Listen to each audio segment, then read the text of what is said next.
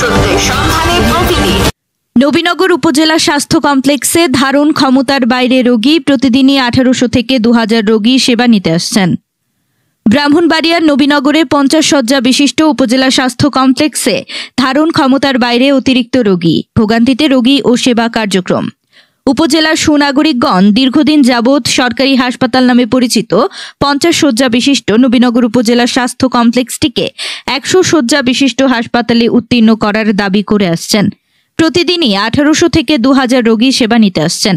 এতে রোগীর জন্য ঔষধ সরবরাহ, ডাক্তার নার্সদের সেবা ব্যাহত হচ্ছে। জানা যায়, নবীনগর উপজেলা ছাড়া পার্শ্ববর্তী জেলা কুমিল্লার মুরাদনগর, নরসিংদী জেলার রায়পুরা ও বাঞ্ছারামপুর থেকে অনেক রোগী আসছেন এখানে। তাছাড়া নবীনগর উপজেলাটি ব্রাহ্মণবাড়িয়া জেলার অন্যান্য থানার চেয়ে 2 গুণ বড় ও 21 ইউনিয়ন ও একটি পৌরসভা নিয়ে প্রায় 8 লক্ষ লোকের বসবাস নবীনগর উপজেলায়। এত লোকের জন্য 50 শয্যা বিশিষ্ট হাসপাতালে চিকিৎসা সেবা দেওয়া সম্ভব হচ্ছে না। অনেকের মতামত, নদী ও সড়কের যোগাযোগ সহজ ও দ্রুত হওয়ায় নবীনগর উপজেলায় রোগীরা দ্রুত চলে আসেন।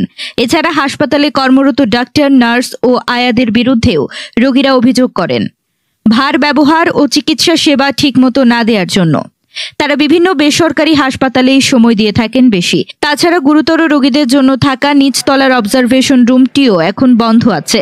সরেজমিনে গিয়ে দেখা যায়, হাসপাতাল এলাকায় একাধিক বেসরকারি অ্যাম্বুলেন্স ও বেসরকারি এবং অ্যাম্বুলেন্স হাসপাতালে রয়েছে। অতিরিক্ত রোগী থাকা সত্ত্বেও নার্সরা বসে বসে মোবাইল টিপছেন।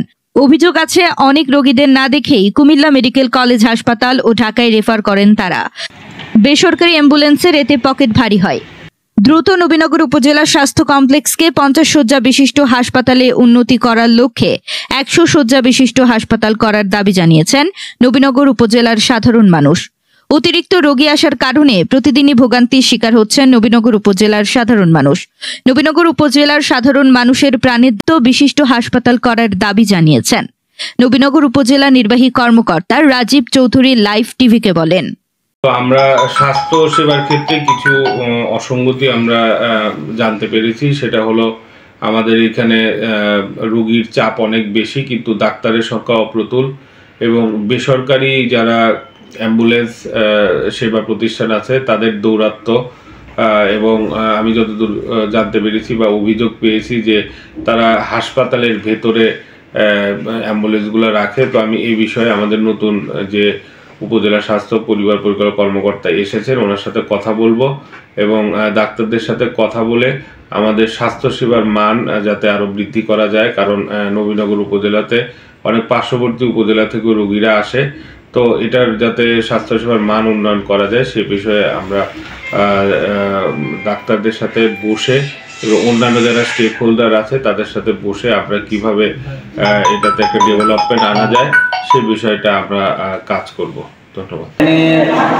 যে রোগীর সমাগম দেখতেছি বা আগে থেকেও জানি, এখানে এই হাসপাতালটা 50 শয্যা বিশিষ্ট আছে, কিন্তু যেই রোগী এবং 21টা ইউনিয়ন নবীনগর উপজেলা আপনারা জানেন, এবং একটা পৌরসভা আছে, তো এবং 8 লক্ষর অধিক এখানে জনসংখ্যা আছে।